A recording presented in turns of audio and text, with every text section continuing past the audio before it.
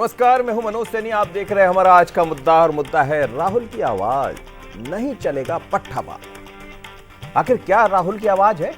तो इस खबर को आप देखेंगे तो आप समझ पाएंगे, फिर इस पर हम चर्चा भी करेंगे। दिल्ली से आई राहुल गांधी की आवाज कांग्रेस संगठन पर बड़ा असर डालती नजर आ रही है। राहुल का संदेश साफ है, जो काम करेगा वही संगठन में रहेगा, जो निष्क्रिय है उसे जिम्मेदारी छोड़नी होगी। कांग्रेस अब रिश्तों और सिफारिशों की राजनीति से बाहर निकलकर परफॉर्मेंस बेस्ड स्ट्रक्चर पर फोकस कर रही है। यानी भाई भैया की जगह अब जमीनी कार्यकर्ताओं को आगे लाने की तैयारी है। इसका मकसद बूथ स्तर तक संगठन को मजबूत करना है। 3 दिनों की रिव्यू मीटिंग दिल्ली में रखी है। हम लोग मध्य प्रदेश में भी लगातार इस तरीके की मीटिंग करते रहते हैं। जिन लोगों को काम करना है उन लोगों से पार्टी काम करवाना चाहती है। सब लोग साथ में मिलें और सरकार बनाए, ये हमारा लक्ष्य है। जनता की सेवा करें, ये हमारा लक्ष्य है। इस लक्ष्य में जो भी बाधक है, जो भी काम नहीं करना चाहता, केवल पद लेकर बैठे हुए हैं और अपनी जिम्मेदारियों को पूरी तरीके से निर्वाह नहीं कर रहे हैं, निश्चित रूप से ऐसे लोगों के लिए राहुल जी का बिल्कुल स्पष्ट और दो टूक साफ 2 लाइनों का संदेश है कि पार्टी में केवल काम करने वालों की आवश्यकता है। पार्टी में केवल पार्टी के व्यक्ति की आवश्यकता है। किसी भाई का व्यक्ति, भैया का व्यक्ति की आवश्यकता नहीं है। पार्टी में पार्टी के लोगों की आवश्यकता है।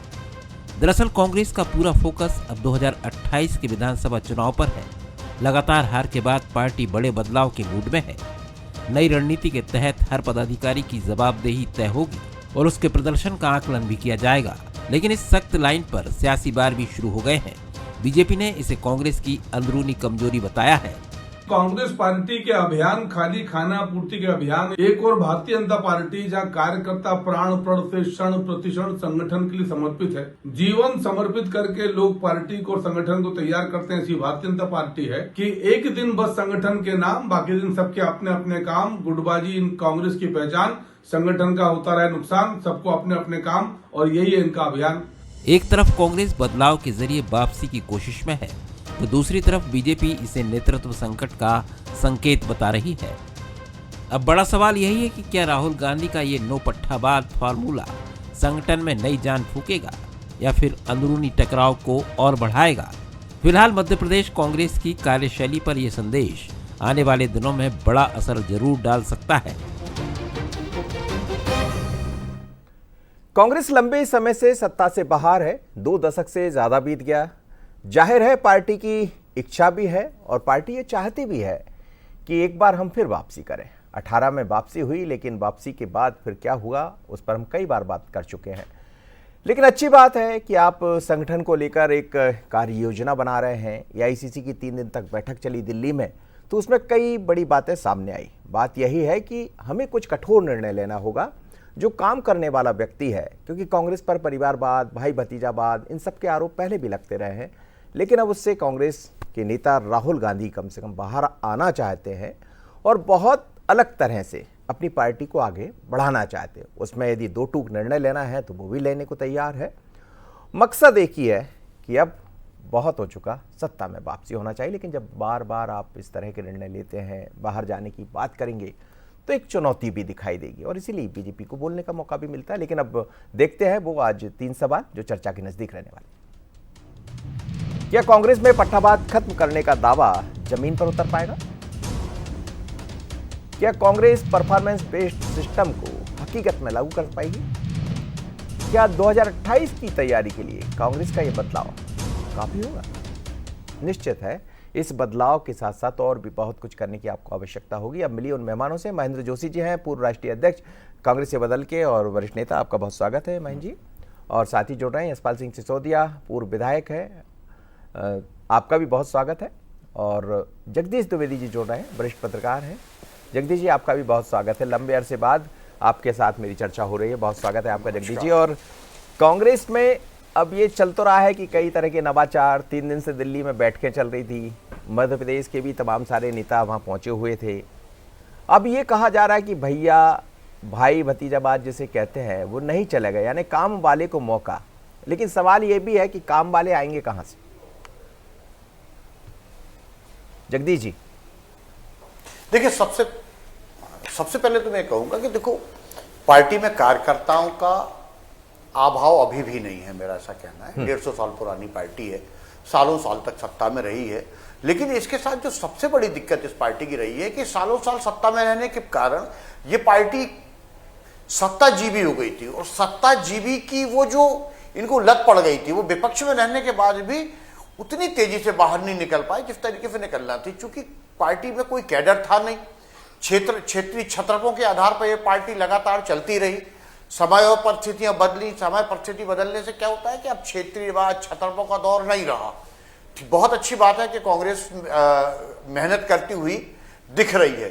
परिणाम क्या होंगे इस पे जाना ना जाना अभी बहुत दिक्कत का काम है, लेकिन कांग्रेस के साथ सबसे बड़ी दिक्कत आज भी है कि उसे लगातार अपने कार्यकर्ताओं में विस्तार करना पड़ेगा और लगातार कार्यकर्ताओं को काम में व्यस्त रखना पड़ेगा। और सबसे बड़ी चीज जो है, मैं फिर आज वही कहता हूं कि अगर कांग्रेस को फिर से मध्य प्रदेश में जिसमें सत्ता का ख्वाब वो जो देख रही है, उसके लिए फिर अभी भी मैं कहता हूं कि एकजुट होकर नेताओं को लड़ना पड़ेगा, एकजुट होकर काम करना पड़ेगा। क्योंकि कहीं ना कहीं आप देखिएगा मनोज की जब चुनाव करीब आते हैं तो नेताओं में मतलब चुनाव सत्ता आती नहीं है, और सत्ता से पहले ही नेताओं के जिस तरह के बयान आने लगते हैं वो कई बार जनता के सामने बड़ी दुविधा की स्थिति पैदा करते हैं और जनता के मन में संशय और भ्रम की स्थिति लाते हैं।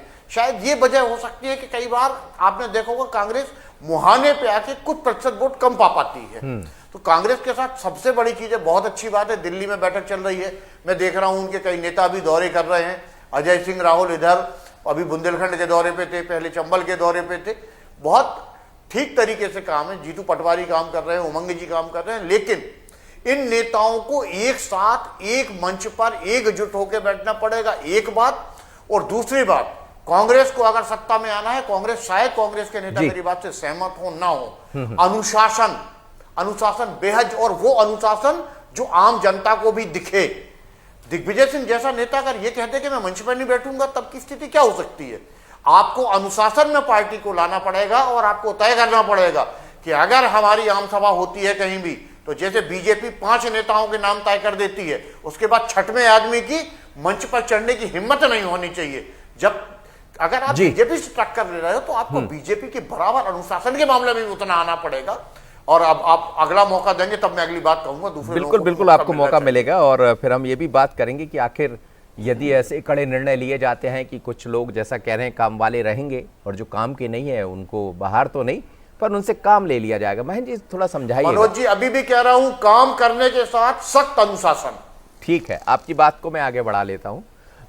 सर क्या कहेंगे आप, काम के साथ अनुशासन, वो तो खैर आपने बेहतर तरीके से देखा अपने जीवन में, लेकिन कांग्रेस में भी इस बात की जरूरत है। इसको कई बार हालांकि इस पर चर्चा होती रही, लेकिन ये कि काम वाले लोग रहेंगे ये तय कैसे होगा?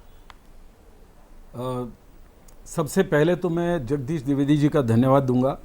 उन्होंने वो सारी बातें कही जो शायद हम सब के लिए, कोई भी राजनीतिक संगठन हो, चाहे वो सत्ता में हो विपक्ष में हो, सबके लिए वो उतना ही महत्व रखता है। मैं आपको धन्यवाद देता हूँ। पार्टी में हमारे सत्ता से बाहर रहने के कोई ना कोई हमारी कमजोरियां रही होंगी, ये बात बिल्कुल स्पष्ट है।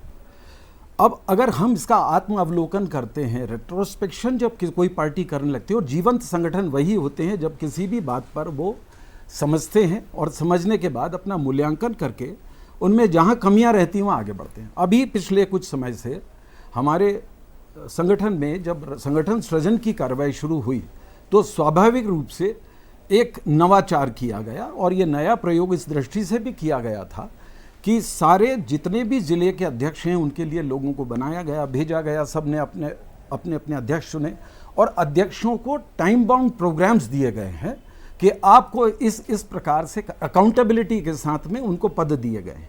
सिर्फ इसलिए नहीं, मैं मान सकता हूँ इस बात को कि जो समय की अभी गुजरात में एक संगठन सृजन हुआ, उसमें जिन लोगों को काम की दृष्टि से चयन किया गया और उनका अगर 7 से 8 महीने में उनके परफॉर्मेंस में कहीं कमी पाई गई तो पार्टी ने उस पर एक्शन लेते हुए वहाँ पर 3-4 जिला अध्यक्षों को अपने पदों से मुक्त करा है।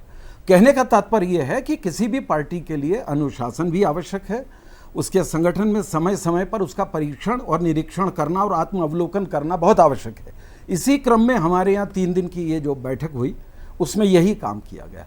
पार्टी के अंदर हमेशा अगर कोई कमी होती है, कोई कमजोरी होती है, तो उसके ऊपर अगर हम बात करना भी नहीं बंद कर देंगे। कांग्रेस में जो सबसे बड़ी हमारी अच्छी बात है, हम सफल हुए नहीं हुए ये अलग विषय है, इस पे अलग चर्चा की जा सकती है, लेकिन हमारी इंटरनल डेमोक्रेसी को मैं आपको कह सकता हूं, हर व्यक्ति अपनी बात कहता है, हमारे यहाँ बात सुनी जाती है। हमारे प्रभारी ने, राहुल गांधी जी ने, हमारे प्रदेश अध्यक्ष ने, सबने बैठकर समस्त मोर्चा संगठन के लोगों से, सारे जिलाध्यक्षों की परफॉर्मेंस बेस्ड अब हम लोग उनके ऊपर निगाह रख रहे हैं। और यही तो हमारी मैं जी बीच में इसलिए इंटरप्ट कर रहा हूँ, जैसा आपने गुजरात का जिक्र किया जी हाँ। कि कुछ जिलाध्यक्ष काम नहीं किया जी, तो हम ये माने कि इस पर अभी रिव्यू चल रहा है और आने वाले दिनों में मध्य प्रदेश से भी ऐसी कुछ चीजें खबरें देखिए आ सर, सकती ये हैं। तो बड़ा स्पष्ट होना चाहिए कि एक आप अगर किसी पद पर आते हैं तो स्वाभाविक है, पद पे अगर आपको उसकी प्रतिष्ठा मिलती है तो उसके साथ में रोल्स और रिस्पॉन्सिबिलिटीज में आपके साथ वो सारी चीजें आती हैं कि आपको अपनी अकाउंटेबिलिटी के आधार पर बताना पड़ेगा। परफॉर्मेंस बेस्ड जो बात कही गई है वो एक आज के समय की बड़ी आवश्यकता है। जी यशपाल जी, हालांकि बात कांग्रेस का विषय है, कांग्रेस पर बात हो रही है, लेकिन एक चीज तो है कि सुधार भी कर रहे हैं वो, और 2028 के लिए बहुत दृढ़ संकल्पित जिसे कहें, क्योंकि बहुत नवाचारों की बात होती है, लगातार बैठ के चल रही जैसा आपके यहाँ बैठ के होती थी। और अब तो ये भी है कि जिस अनुशासन की बात जगदीश जी कर रहे थे कि जो काम करने वाला होगा, जो पार्टी की बात करेगा, वैसे ही रहेगा जैसा आपके यहाँ होता है।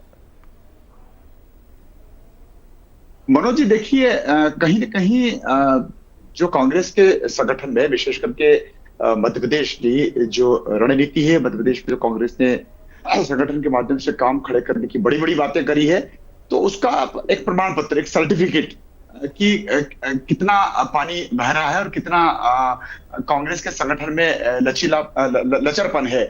इसलिए मैं कह रहा हूं कि कांग्रेस ने नवसृजन को लेकर के, कांग्रेस ने मंडलम को लेकर के, कांग्रेस ने जिला इकाइयों को लेकर के, कांग्रेस ने ग्राम पंचायत की इकाई को लेकर के भी इन दिनों बड़ी बड़ी बातें कर दी है। लेकिन अगर एआईसीसी के 3 दिन के उस अधिवेशन में या बैठक में अगर ये बात निकल करके आती है कि अब नहीं चलेगा भैया भाई पट्टावाद परिवारवाद, तो इसका मतलब है कि कांग्रेस के वरिष्ठ लोगों को ये लग रहा है, और ये कटु सत्य भी है, कि नीचे कांग्रेस में ये सब चीजें चल रही है। बड़ी बातें कर दी उमंग सिंघार जी ने, बड़ी बातें कर दी पीसीसी के अध्यक्ष जीतू पटवारी जी ने, बड़ी बड़ी बातें कर दी हरीश चौधरी जी ने, लेकिन ऊपर वालों ने इन तीनों नेताओं के ऊपर जो कार्य प्रणाली चल रही, जो कार्य पद्धति चल रही है, उसको लेकर के सवालिया निशान खड़े कर दिए। इसका मतलब ये मायना है कि अभी तक संगठन में कोई काम करने वाले नहीं है, इसलिए जो काम करने वाले नहीं उनको हटा दिया जाएगा या बाहर कर दिया जाएगा। माफ करिएगा, आपका ये कहना है कि जो ऊपर से बात कही जा रही वो इन लोगों के लिए कही गई जो जिम्मेदारी निभा रहा है कि भाई भतीजावाद नहीं चलेगा। इसका मतलब चल रहा है, तभी तो एआईसीसी की बैठक में मनोज जी ये संकेत उभरे हैं, ये बात चल करके आई है। और संजय कामले जी ने भी इस बात की पुष्टि करी, अभी उनकी बाइट सुन रहा था, उन्होंने कहा राहुल गांधी ने ऐसा कहा। लेकिन मेरा प्रश्न यह है मनोज जी, हम कांग्रेस से पूछना चाहते हैं कि राहुल जी की टिप्पणी क्या खड़गे जी की टिप्पणी है? राष्ट्रीय अध्यक्ष कौन है? राहुल गांधी जी है या खड़गे जी है? संगठन की बागडोर तो राष्ट्रीय स्तर पर खड़गे जी के हाथ में है। खड़गे जी तो कुछ बोल नहीं रहे हैं, राहुल गांधी जी बोल रहे हैं। इसका मतलब राहुल जी को फीडबैक मिल रहा है कि मध्य प्रदेश में भाई भतीजावाद चल रहा है, मध्य प्रदेश में पट्टावाद चल रहा है, मध्य प्रदेश में किस प्रकार का न काम करने वालों की राजनीति चल रही है। इसलिए चलिए मैं बहुत छोटा सा आपका जवाब, बहुत छोटा सा आपका जो आरोप है उसका जवाब बहुत छोटा सा, फिर मैं वापस लौटूंगा, जवाब के बाद आपका जवाब भी ले लूंगा, फिर जगदीश जी से उस पर विस्तृत चर्चा करूंगा। महेंद्र जी, एक सवाल आपसे उन्होंने किया तो उसका जवाब आप दे दीजिए। स्वाभाविक रूप से यशपाल जी वरिष्ठ हैं और उनका ये सारी टिप्पणी करना उनके पार्टी के एक प्रतिनिधि होने का धर्म निभा रहे हैं। आप अगर ऐसा सोचते हैं तो आप सोचते रहें, मुझे कोई समस्या नहीं है। लेकिन जितनी साफ गोई से कोई भी बात कही जाए, सुना जाए, चर्चा की जाए, विमर्श किया जाए, और उसमें आगे अगर कहीं कमजोरी है, ये जो शब्द हैं पट्टावाद में, आप अगर हम ये विषय कहीं और चला जाएगा, देखिए ना गुटबंदी से भाजपा अछूती है। हमारे ऊपर उंगली उठाने के पहले आपको थोड़ा सोच लेना चाहिए कि आपके यहाँ की जो खबरें और तमाम सब चीज़ें होती हैं, उन सब चीज़ों में ये बात बड़ी दबे छुपे या खुले शब्दों और अर्थों में आती है कि ये राजनीति में गुटबंदी का एक बड़ा विचित्र माहौल आपकी पार्टी में भी है। अब ये आप अगर अपनी कहीं कोई कह पा रहा है, कहीं पर हमारे यहाँ स्पष्ट निर्देश हो गए कि नहीं, कोई भी व्यक्ति जो काम करेगा परफॉर्मेंस बेस्ड सारी चीजें होना चाहिए, उन लोगों को हम नहीं बर्दाश्त कर सकते जो किसी भी स्तर पे केवल पद लेकर बैठे हैं। उनको यहाँ पर किसी भी सूरत में, चाहे वो प्रदेश हो या राष्ट्रीय स्तर पर हो, लीडरशिप अगर इसको बर्दाश्त नहीं कर रही तो उसमें क्या बुरी बात है। और अगर हम ये राहुल जी की आवाज थी या फिर खड़गे जी की? देखिए, ये कांग्रेस की सामूहिक आवाज है और स्वाभाविक है, राहुल गांधी हमारे यहाँ उतने ही महत्वपूर्ण नेता हैं। अगर वो संवाद करने के लिए सब लोगों से बातचीत करते हैं और अगर उन्होंने बैठ करके बात करी और अगर उन्होंने कोई बात कही, अगर कोई सही बात कही जाए तो किसी भी स्तर पे कही जाए उसको स्वीकार करना चाहिए। सुन लिया आपने, जवाब दे दीजिए बहुत जल्दी से, बहुत, फिर मैं वापस लौट रहा हूँ। मैं चाहता हूँ 3 राउंड हो जाए। मैं मनोज जी कहना चाहूंगा कि एआईसी से मैं मामला उठा मध्य प्रदेश के संगठन को लेकर के, मतलब जीतू पटवारी जी के ऊपर, प्रदेश प्रभारी हरीश चौधरी जी के ऊपर और विधानसभा के नेता प्रतिपक्ष उमंग सिंगार जी के कार्यप्रणाली पर ये प्रश्न खड़े हो गए हैं, ये प्रश्न चिन्ह खड़े हो गए हैं। अब मध्य प्रदेश की कांग्रेस को चिंतन और चिंता करना चाहिए। ठीक है, मैं लौट मैं एक सेकंड में बात कर नहीं लौट रहा हूं ना, आपसे पूरा जवाब। जी जी जी जगदीश जी, दोनों की बातें आप सुन रहे हैं। मुद्दा वही है कि देखिए, एक तो लगातार भारतीय जनता पार्टी है, 18 में मौका भी मिला कांग्रेस को, लेकिन वो ना रह सकी। उसकी वजह बहुत सारी है जिस पर हम कई बार चर्चा कर चुके हैं। लेकिन ये जो बात कांग्रेस की तरफ से की जा रही है, आपने कहा कि अनुशासन बहुत जरूरी है, तो ये भी तो अनुशासन का हिस्सा है कि जो काम करेगा वो रहेगा, जो पट्टाबाद जिसे कह रहे हैं हम, भाई भतीजावाद, वो नहीं चलेगा। परिवारवाद के आरोप तो हमेशा कांग्रेस पर लगते रहे। जी देखिए, सबसे बड़ी चीज ये है कि कांग्रेस को के साथ जो सबसे बड़ी दिक्कत थी, बीजेपी के साथ भी वो दिक्कत है। लेकिन क्या होता है मनोज जी कि जब, चूंकि कांग्रेस के साथ एक, उसके साथ उसकी एक पीढ़ा को भी आपको समझना पड़ेगा कि एक पार्टी लगातार 20 सालों से मध्य प्रदेश में सत्ता से दूर है। 15 महीने का जिस कालखंड की हम बात कर रहे हैं उसको अलग कर दें तो 2003 से 2026 आ गया, 21 साल करीब हो गए वनवास जीते जीते। तो जब आप वनवास में जीते हो तो क्या होता है कि बहुत सारी कमियां, जब कोई पार्टी सत्ता में नहीं आ पाती, क्योंकि राजनीति का अंतिम लक्ष्य, कोई भी आदमी राजनीतिक दल ये कहता रहे, सेवा, जनसेवा, समाज सेवा, सारी चीजें अपनी जगह है। राजनीति का अंतिम लक्ष्य अगर कुछ है तो वो सत्ता है, और सत्ता को वर्ण करने के लिए हर राजनीतिक दल एन केन प्रकार सारी चीजें लगाता है। तो उसके लिए न तो परिवारवाद देखा जाता है, सुन लीजिए आप, न पट्टावाद देखा जाता है, न उसके लिए भाई भतीजावाद देखा जाता है। मनोज जी, दोनों दलों के राजनेता कुछ भी कहें, मुझे इस बात को कहने में बहुत अफसोस के साथ मैं आपसे ये बात कह रहा हूं कि राजनीति में राजनेताओं और राजनीतिक दलों के मुख से ऐसी बातें शोभा नहीं देती, न इन्हें जनता पसंद करती है। क्योंकि जनता ये देखती है कि आपने अवसर, आपको मिला, राजनीति में जीत अंतिम सत्य है, जीत अंतिम लक्ष्य है। बिल्कुल। आप करते क्या है कि अगर जीत की संभावना है तो कल कांग्रेस से भाजपा में आया, बीजेपी ने टिकट दे दिया, कल बीजेपी से कांग्रेस में आया, कांग्रेस ने टिकट दे दिया। कहां है कार्यकर्ता, कहां है सालों से काम करने वाला संगठन का वो नेता जो दरियां उठा रहा है? तो राजनीति में ये चीजें, राजनेता कितनी भी बातें करते रहे, चुनाव के आने के समय जब तक अंकगणित के खेल में आप रहेंगे, ना तो आप पट्टावाद से दूर हो सकते हैं, ना परिवारवाद से दूर हो सकते हैं, ना भाई भतीजेवाद से दूर हो सकते हैं। सिर्फ भाषणों में ऐसा कह के कुछ समय के लिए अपनी पार्टी के कार्यकर्ताओं को आप भरमा सकते हैं मनोज जी। ठीक है, जैसा दफ्तरों में कहा जाता है, जब वरिष्ठ अधिकारी लिखते हैं कि सारे नियमों को शिथिल करते हुए ये आदेश जारी किया जाता है, तो यहाँ चुनाव जब आते हैं तो सारे आदेशों को शिथिल करते हुए उसे टिकट दिया जाता है जो चुनाव जीत जाए महेंद्र जी।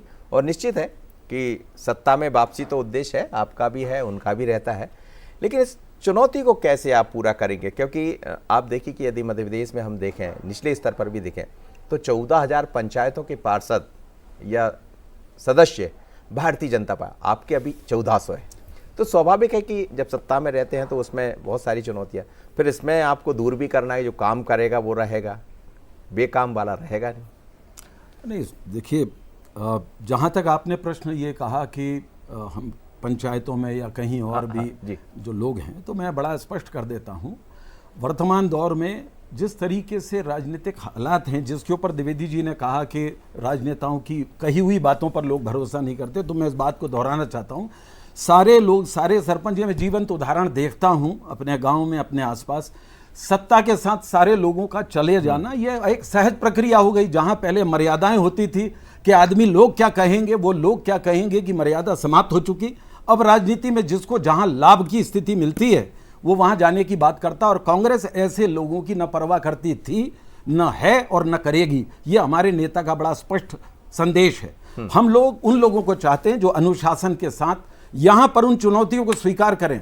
बड़ी सीधी सी बात है, हमको विजडम ऑफ नोइंग नथिंग, हमारे पास में अगर हमको ये ज्ञान है कि हाँ जो हमसे गलतियां हो गई वो भविष्य में हम न दोहराएं, और उनके साथ नए लोग जो हमारे साथ काम करने को तैयार हैं, उन कार्यकर्ताओं को अगर अवसर दिया जाएगा तो आपने जैसी पहले अपने ओपनिंग रिमार्क्स में द्विवेदी जी ने कहा था कि कांग्रेस इतनी पुरानी पार्टी है, उसमें कांग्रेस के कार्यकर्ताओं की कतई कमी नहीं है। और हमारे यहाँ जब भी कभी अगर कांग्रेस के साथ में जिन ने भी धोखा दिया है वो नेताओं के स्तर पर हुआ है, कार्यकर्ताओं के स्तर पर धोखा नहीं हुआ। हम कार्यकर्ताओं में अभी भी विश्वास करते हैं। इसलिए जब संगठन सृजन की बात हुई है और हम लोग अगर परफॉर्मेंस बेस्ड बात कर रहे हैं तो गांव के कार्यकर्ता को, हमारे जिले के कार्यकर्ताओं को, ब्लॉक के कार्यकर्ता को हम उस अवसर में, उस मुख्य धारा में लाना चाहते हैं जहां से कि हम एक उस कांग्रेस को खड़ा कर सकें जो स्वाभाविक रूप से अंक गणित के खेल में फिर कांग्रेस को स्थापित कर दे। यशपाल जी, ये तो आपके साथ भी हुआ, लगातार आप लोग सत्ता में तो रहे नहीं, 200 यात्रा शुरू हुई और फिर यहां तक पहुंच गए, ये आपकी उपलब्धि है। अब वही कुछ उतना भी नहीं हुआ। यदि वोट का प्रतिशत मध्य प्रदेश में देखते हैं तो बहुत ज़्यादा अंतर नहीं होता है आप दोनों के बीच में, आज भी नहीं होता है। और द्विदलीय चुनाव मध्य प्रदेश में दिखाई देते हैं, बीजेपी वर्सेस कांग्रेस। लेकिन उसमें भी यदि इतने कड़े निर्णय की तरफ कांग्रेस सोच रही, इसका मकसद ये है कि कहीं ना कहीं जनता से विश्वास की उम्मीदें हैं उनको। नहीं, देखिए मनोज जी, रस्ती जल गई पर बल दी गया। कांग्रेस में संगठन की दुहाई और संगठन की बात कांग्रेस करती है, लेकिन उसके ऊपर विचार मंथन नहीं करती है, चिंतन भी नहीं करती है। और मैं चाहूंगा कि थोड़ा सा महेंद्र जोशी जी इस बात को फिर से रिपीट कर दीजिएगा, मैं शायद सुन नहीं पाया था कि आपने कहा कि पंचायती राज में पंचायत के सरपंच गण, ऐसे लोग जो सत्ता के साथ मोह रखते हैं, सत्ता से अपेक्षा रखते हैं, वे गैर राजनीतिक आधार पर चुनाव होते हैं ग्राम पंचायतों के। त्रिस्तरीय पंचायती राज में ग्राम पंचायत, मेरी बात पूरी हो जाए, त्रिस्तरीय पंचायत राज में सरपंच किसी राजनीतिक दल का नहीं होता है। और ऐसे में वो चाहता है कि गांव का विकास हो, और जब वो गांव का विकास हो तो वो व्यवस्थाओं के दौर से सत्ता के साथ सहभागिता बताने की कोशिश करता है। भले ही वो किसी भी पार्टी का सदस्य हो सकता है, प्राथमिक सदस्य हो सकता है महेंद्र जी, लेकिन गांव के विकास के लिए वो राशियों का आवंटन सांसदों से, विधायकों से और सरकार से करता है। इसलिए मैं आपकी इस बात से सहमत नहीं हूं कि ऐसे लोगों को हमको जरूरत नहीं है। ग्राम पंचायत का सरपंच तो किसी राजनीतिक पार्टी के सिंबल पर चुनाव जीत करके नहीं आता। हाँ, नगर पालिका का पार्षद हो, नगर निगम हो, ये ऐसे जो श्रेणियां हैं आगे चल करके जो सिंबल पर चुनाव लड़ती है, उनको आपकी आवश्यकता होनी हो एक अलग बात है। लेकिन ग्राम पंचायत की त्रिस्तरीय पंचायत राज के सरपंच को आपने जिस प्रकार से आज जो एक यूं कहें कि उनकी विचारधारा पर आपने प्रश्न चिन्ह छोड़ा है, मैं इससे सहमत नहीं हूं।